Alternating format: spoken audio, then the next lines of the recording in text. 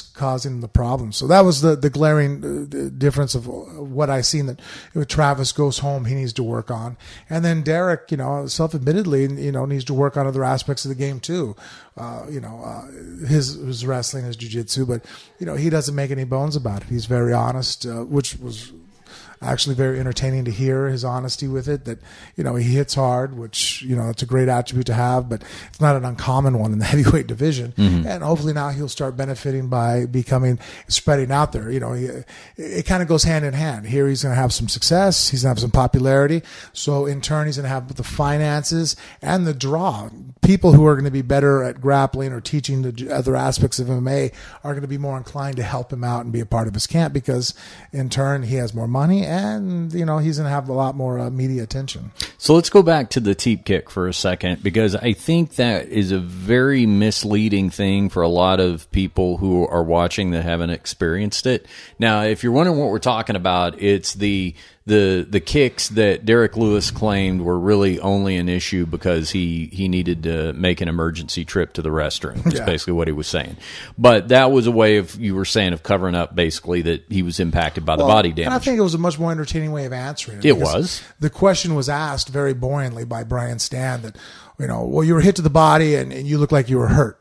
Well, no shit, Sherlock. A guy who was 6'8" just put his foot through my stomach, and I put my arms around my belly. Yeah, I was hurt.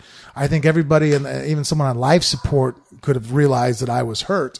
So I think that, he could have probably maybe angled the question to be more along the lines of, you were hurt. What was your plan to try to overcome that? Were you thinking that maybe he would stop throwing the kick, or were you going to jam it up? No. What did your corner say to you in between to help try to identify how to conquer, or to overcome that, stating out that it was a problem is the same kind of commentary that now that I do more broadcasting, I see is so just boring. Oh, he hit him with the left hand. I'm like, really, dude? That's what we're paying you to sit there, is to call out what I just saw with my own eyes? Like, why don't you explain in a little bit more depth what's going on? What setup led to that? What's the other guy trying to do to avoid that? Is it a breakdown? And which status? Who's that going? I think a little bit more in depth, more than just being, like, you realize that I have television now, right? This isn't a radio broadcast where I need you just to describe what you're seeing. Right. It's not like the 1930s. No. Down goes the champ. Down goes the champ. And he lands a right hand. Well, on radio, I needed you to tell me that. Yeah. Now we have high def television, 4K, you name it. I could see that he hit him with the left hand. We all saw it. But with the kick itself, the thing is, and this is where your analysis is very helpful, because I think to a lot of people that see that, it looks like what he did was he poked Derek Lewis in the tummy with his toes. Now, I know there's more to it than that, a lot to but it. in a flash, you understand, that's kind of what it looks like at a glance. It's not, I think a lot of people associate a more devastating kick with like the top of your foot or even your heel, if I were to slam my whole heel into your stomach. But you're saying that when you receive that, it's actually deceptively the ball of your foot, painful. what's happening, and how they've changed the kick around a little bit and call it more of a pendulum. In Thai boxing, they call it a teep, right? Mm-hmm. And it's more of a distance gauger. And if you watch a traditional Thai stylist throw that type of kick, the front kick, a teep, again, different people, sometimes they call it a thrust kick in karate. Usually the knee comes up extremely high, and then the person thrusts the foot out. And it's more akin to an action of me trying to kick a door down. Mm-hmm. So there's a lot of pressure, there's a lot of power in it, but I'm trying to create distance.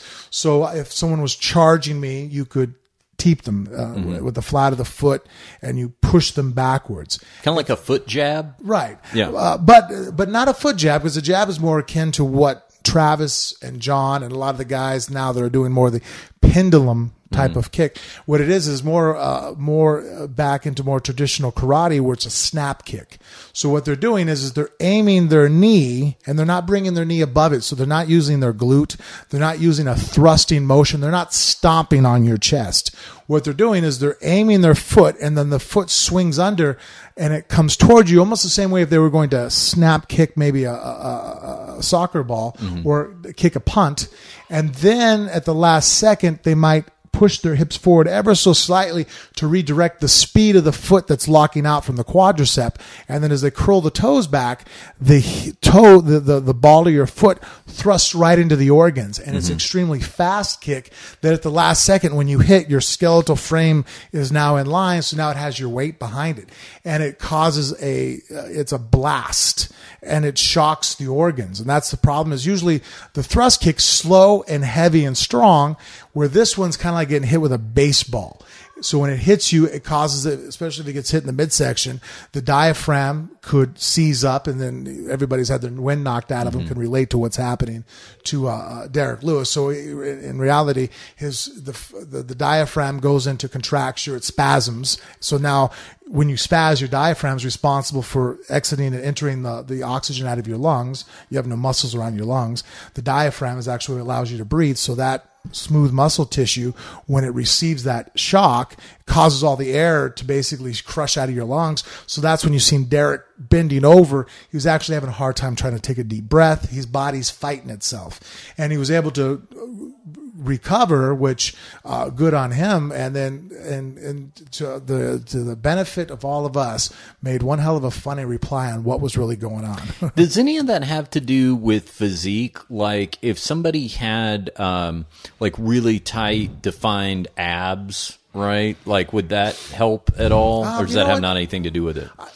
You know what? A lot of it is sometimes I think having an extra layer of fat on your stomach probably helps, because I've sparred a lot with Roy Nelson, and you've seen him take knees from Alistair Overeem, who's probably, I dare anybody tell me who they think knees harder than Alistair does, and he didn't fall down. Most guys take a knee to the body from Alistair, and they're in a lot of pain. So it really you're could hating be life. Really could be the opposite of. Yeah, I think that actually having a lot of people would think. A gut, a beer belly, and being conditioned, like someone like a Roy, even though they're heavy, and then Derek, obviously has a little bit of a belly. I think it actually can help you out if in tune you have a little bit of conditioning, and you have a little bit layer of fat to help maybe soften the blow and keep it that far away from your actual tissue, muscle tissue. So you're saying Houdini might have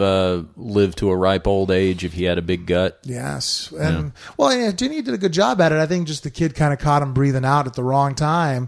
And that's another thing is just if you do enough, it's funny when I see guys in the gym train stomach conditioning, and look, the nervous system's a nervous system. There's really no way to train that if I hit you in the diaphragm, your nerves are going to be any less prepared or more prepared to take a shot than my diaphragm.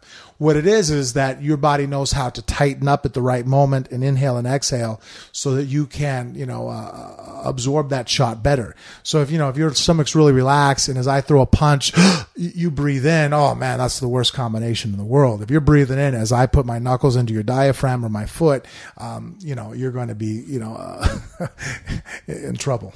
So Derek Lewis is hurt during the first round. I would certainly give that round to Travis Brown. Yes. Second round, Travis succumbs to Derek's power punches. Derek gets him against the cage, lands some great serious adjustment. Yeah, he was throwing uppercuts. punches to the right hand to the head. Yep. Travis shelled up, trying to block those, and then Derek was able to transition and throw two vicious uppercuts up the middle that really, I think those are the two punches that pretty much did Travis in. And do you think that that's actually an example of where Travis's height hurt him at a disadvantage for those uppercuts? Because that was sort of like a Tyson-esque equation where the shorter guy in that was able to punch those uppercuts. Maybe if Travis had been a shorter guy and he had to get up underneath his guard, maybe he wouldn't have been able to land them. I don't think there would be that well. much of an adjustment in height. Yeah. I think that at that point what hurt Travis was that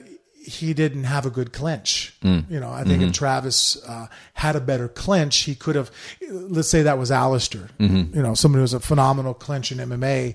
If he could have came forward and maybe tied Derek up, thrown some knees, try to recover. Just sitting back and shelling up and putting up your guard, it's a recipe for disaster. Had Derek not been able to land shots on Travis at that point, with Travis not firing back any offense, just covered up, sitting there. I mean, basically he was a sitting duck. His back was against the cage. He wasn't able to move left or right.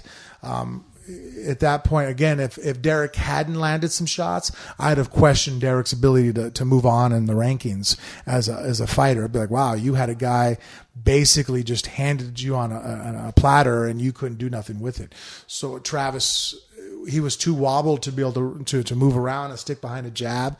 I think that if he had worked more on, the other aspects of MMA, not just how to get out of a clinch, but how to put it on. And I've worked with Travis. I know he knows how to do that, but because he doesn't drill it as diligently as he probably drills offensive striking that he does, when he needed it, when he was hurt, his nervous system or his central cortex, the primal reptilian part of your brain, wasn't trained what to do. He just sat there and covered up like a boxer. It's like, well, no, you need to clinch, throw a plum clinch, a 50-50, shit. At that point, double overs, give the guy the body lock, but tie him up, and get your bearings back on.